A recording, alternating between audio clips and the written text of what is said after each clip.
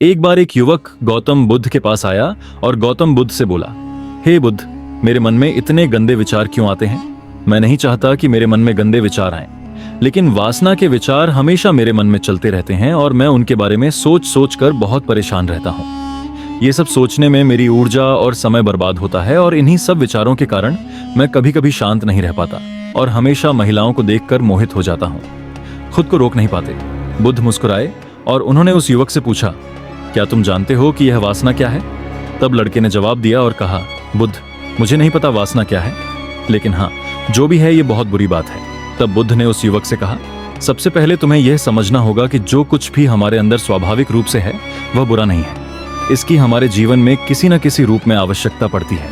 वासना कोई बुरी चीज नहीं है। ये हमारे मन की एक भावना है जो हमें किसी न किसी चीज की कमी का एहसास कराती है और फिर हम उस चीज को पाने के लिए उस चीज की ओर आकर्षित हो जाते हैं। जैसे अगर आपके पास पैसे की कमी है तो आपके मन में पैसे पाने की इच्छा होती है, वासना जगेगी। इसका मतलब यह नहीं है कि वासना बुरी है, बल्कि यह हमारे मन की एक तरह की जरूरत का एहसास है और जब यह जरूरत शारीरिक होती है तो हम इसे काम वासना कहते हैं। युवक ने गौतम बुद्ध से कहा, बुद्ध, मैं वासना का अर्थ तो समझ गया, लेकिन आप ही बताइए कि ये कहां से आती है और कैसे आती है? गौतम बुद्ध ने कहा कि वासना कहीं से नहीं आती, ये हमारे अंदर ही है और इसका होना जरूरी है, तभी मानव जाति का विस्तार होगा। युवक ने कहा, जब यह हमारे अंदर है और जरूरी भी है तो लोग इसे गलत क्यों कहते हैं? बुद्ध ने कहा, यही समस्या है। लोगों ने वासना के बारे में गलत सोच रखी है। वे इसे छुपाने और दबाने की कोशिश करते हैं। वासना गलत नहीं है, लेकिन वासना का गलत तरीके से उपयोग करना गलत है। लोग जो पसंद करते हैं उसके लिए जीना शुरू कर देते हैं और हर समय उसी के बारे में सोचते रहते हैं, लेकिन यह सब गलत है। बुद्ध ने युवक से कहा, क्या तुम्हें पता है कि जानवर भी सेक्स करते हैं? युवक ने उत्तर दिया, हाँ बुद्ध, जानवरों में भी वासना होती है क्योंकि जानवर भी अपनी पीढ़ी को आगे ले जाएंगे। बुद्ध ने कहा, तो फिर हम जानवरों की वासना को गलत क्यों नहीं कहते? युवक ने कहा, मैं नहीं जानता महात्मा, आप ही बताएं।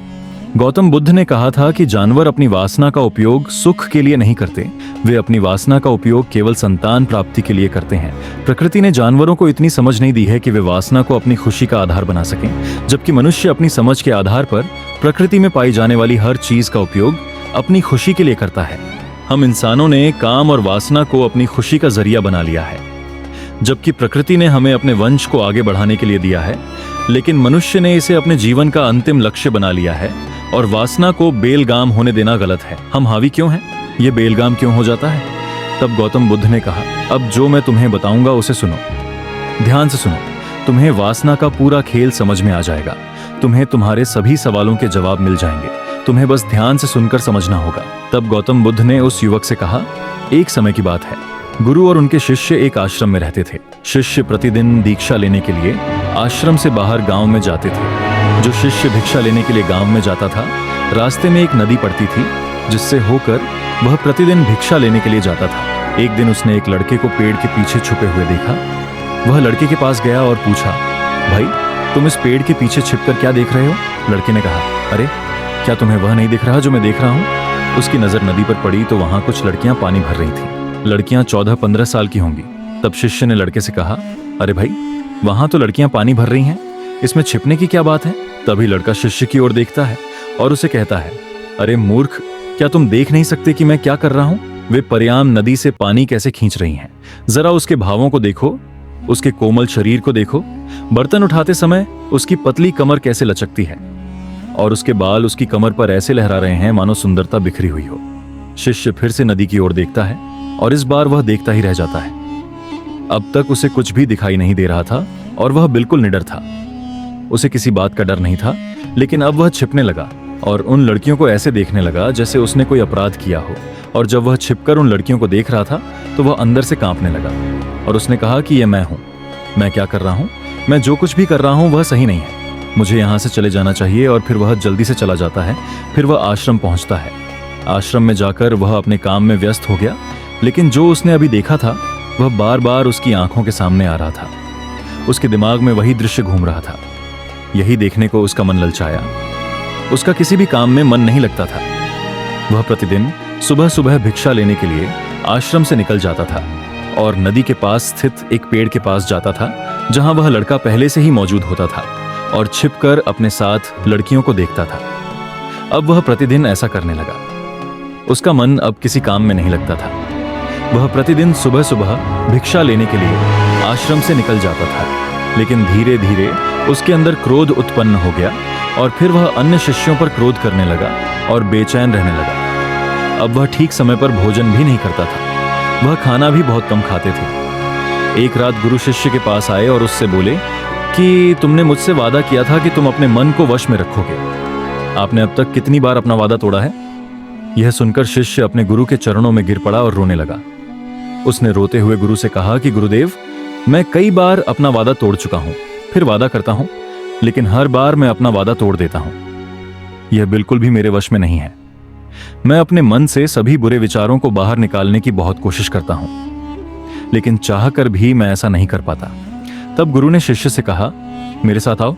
गुरु शिष्य को आश्रम के बगीचे में ले गए और शिष्य से कहा, देखो, यहां कुछ नाले हैं जिनसे होकर नदी का पानी इन पौधों में आ रहा है और यह पानी लगातार बह रहा है। क्या आप इस पानी का बहाव रोक सकते हैं? शिष्य ने कहा, हाँ गुरुदेव, मैं इस प्रवाह को रोक सकता हूं। तब शिष्य ने मिट्टी उठाकर उस नाले के किनारे डाल दी। वह पानी थोड़ी देर के लिए रुका और फिर थोड़ी देर बाद उस रेत के ऊपर से पानी आने लगा। गुरु ने शिष्य से कहा, यह क्या है? यह पानी रुका ही नहीं।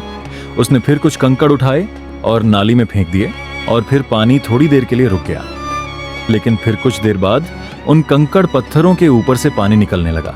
गुरु ने कहा, शिष्य क्या हुआ? पानी फिर आ गया है।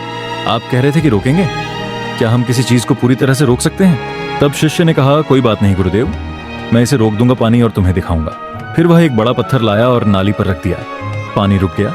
तब शिष्य ने गुरु से कहा, देखिए गुरुदेव, मैंने कहा था कि मैं पानी रोकूंगा। मैंने पानी रोक कर दिखाया। मैंने आपकी बात पूरी कर दी। गुरु मुस्कुराए और बोले, अच्छा, ध्यान से देखो, पानी रुक गया है क्या? ये पीछे नाली को तोड़कर बाहर आ गया है और अगल बगल से बह रहा है। और ध्यान से देखिए, यह इस पत्थर के सामने भी आ गया है और ये पानी अपना रास्ता बदलकर फिर से आगे की ओर बह जाएगा। फिर कुछ देर बाद वही है। तब गुरु ने शिष्य को समझाया, आपके साथ भी ऐसा ही हो रहा है। आप बार बार प्रयास कर रहे हैं और अधिक प्रयास कर रहे हैं, लेकिन हर बार आपका प्रयास टूट रहा है और टूटता ही रहेगा। यह पत्थर तुम्हारा पुरुषार्थ है और यह जल तुम्हारा विचार है। चाहे आप कितना भी बड़ा पत्थर रख दो, पानी अपना रास्ता ढूंढ ही लेगा। यह देखकर शिष्य ने पूछा, हे गुरुदेव, क्या कोई रास्ता नहीं है जिससे मैं गंदे विचारों से बाहर निकल सकूं? गुरु ने कहा, एक रास्ता है। यह पानी जिस नदी से आ रहा है, आप केवल वहां से इस पानी का मार्ग बदल सकते हैं। गुरु शिष्य को एक नदी के पास ले गए जहां से पानी उस बगीचे में आ रहा था। गुरु ने शिष्य से कहा, इस नदी से पानी जा रहा है जहां से बगीचे में पानी जा रहा है। अगर हम उसका रास्ता रोक दें तो क्या हम पानी नहीं रोक सकते? शिष्य ने कहा, हाँ गुरुदेव, ऐसा अवश्य हो सकता है। मैं यहाँ से इस पानी को बंद कर देता हूँ, फिर सामने नाली में पानी नहीं जाएगा और फिर बगीचे में पानी नहीं जाएगा। तब गुरु ने कहा, शिष्य, यदि बगीचे में पानी ही नहीं रहेगा तो पेड़ पौधों को पानी कहाँ से मिलेगा? उन पेड़ पौधों को पानी की जरूरत होती है। तब शिष्य ने सोचा और कहा, यह बात मेरे दिमाग में कभी नहीं आई। इस पानी का बगीचे में जाना भी जरूरी है। गुरु ने कहा, और उनमें से कुछ पेड़ पौधे ऐसे भी हैं जिन्हें रोजाना पानी की जरूरत होती है। वे सूख कर मर जाएंगे, हमें पानी खोलना पड़ेगा। गुरु की बात सुनकर शिष्य ने पानी के लिए रास्ता खोला तो गुरु ने पूछा, यदि हम इस नदी का सारा पानी बगीचे की ओर मोड़ दें तो क्या होगा? शिष्य ने उत्तर दिया, गुरुदेव, वहां जीत हासिल करने के लिए पेड़ पौधे हैं, वे सब पिघल जाएंगे और कुछ भी नहीं बचेगा। गुरु मुस्कुराए और बोले, आप ये समझिए, हमें कुछ भी रोकना नहीं है, बस हमेशा संतुलन बनाए रखना है। पौधे कम पानी से नष्ट हो जाते हैं तथा पौधे अधिक पानी से भी नष्ट हो जाते हैं। हमारा जीवन संतुलन पर चलता है। गुरु ने शिष्य से कहा, अगर मैं तुम्हें आम के बारे में कुछ ऐसा बताऊं जो तुम्हें नहीं सोचना चाहिए, तो तुम्हारे दिमाग में सबसे पहले किसकी तस्वीर आएगी? गुरु ने कहा, जब हम अशुद्ध विचारों को बलपूर्वक रोकने का प्रयास करते हैं तो वे और अधिक मजबूती से हमारे अंदर प्रवेश कर जाते हैं। इसलिए हमें कभी भी उन्हें दबाने की कोशिश नहीं करनी चाहिए। तब गुरु ने शिष्य से कहा, बुरे लोगों की संगति के कारण भी हमारे मन में गंदे विचार आते हैं। कई बार कामुकता हमारे अंदर नहीं होती, लेकिन कुछ अश्लील लोगों के साथ रहने के कारण वह हम पर हावी हो जाती है। तब शिष्य ने कहा, गुरुदेव, आप सही कह रहे हैं, मैं रास्ता भटक गया था। तब वह शिष्य उस रात बहुत शांति से सोया। सुबह उसने अपना काम पूरे मन से किया और फिर सुबह वह भिक्षा लेने के लिए उसी रास्ते से चला गया जहां वह लड़का अभी भी पेड़ के पीछे छिपकर उन लड़कियों को देख रहा था। शिष्य उसे नदी पर ले गया जहां लड़कियां पानी भर रही थीं। उन्होंने उन लड़कियों से पानी मांगा और उनमें से एक लड़की ने उन्हें पानी दिया और शिष्य के पैर छुए। शिष्य ने उन्हें आशीर्वाद दिया कि आप स्वस्थ रहें ताकि मानसिकता सकारात्मक ऊर्जा से भर जाए। उसके चेहरे पर ऐसी मुस्कान आ गई मानो उसे कोई खोई हुई चीज वापस मिल गई हो। वह अपने रास्ते पर वापस जाने लगा। तभी पेड़ के पीछे छिपा लड़का पीछे से आया। वह शिष्य के पास आया और बोला कि क्या बात है, आज आपने करीब से देखा है, तुम तो मुझसे भी आगे निकल गए। तब शिष्य ने कहा, हम हमेशा दूसरों को देखने में लगे रहते हैं। किसी ऐसे व्यक्ति को बताएं जो आपको पसंद हो। अगर वह भी तुम्हें पसंद करती है तो शादी कर लो और उससे पहले तुम कुछ बन जाओ। अपने आप को पहचाने, इस तरह अपना समय बर्बाद न करें। फिर वह लड़का उस शिष्य से रोज मिलने लगा और उसने उस लड़के को नदी पर न जाने के लिए प्रेरित किया और फिर वह लड़का अपने जीवन में कुछ बनने के लिए संघर्ष करने लगा। तो देखा आपने संगति का असर क्या होता है। अपनी संगति बदलो, अपने विचार बदलो। गुरु ने शिष्य से पूछा, क्या तुम्हें तुम्हारे सभी प्रश्नों के उत्तर मिल गए? तब शिष्य ने कहा, हाँ महात्मा जी, धन्यवाद। तब गुरु ने शिष्य से कहा कि जब तुम्हारे मन में गंदे विचार आए तो खुद को दोषी मत मानना। यह शरीर है और यह सब इसने हजारों वर्षों से सीखा है। यह सिर्फ आपके सोचने या शपथ लेने से टूटने वाला नहीं है, बल्कि आपके पास वह शक्ति है, वह ऊर्जा है जिसका आपको संतुलन में उपयोग करना है। आप एक जीवित ऊर्जा हैं जो कुछ भी अनुभव करने के लिए स्वतंत्र है। इसलिए आप स्वयं को जानते हैं। इस कहानी से हमें यह सीख मिलती है कि हमारे विचार बहुत महत्वपूर्ण हैं। हमारे विचार ही हमारे भविष्य की दिशा तय करते हैं। हमें अपने मन में पूरी ताकत से सकारात्मक विचारों को अपनाना चाहिए ताकि हम सही दिशा में आगे बढ़ सकें।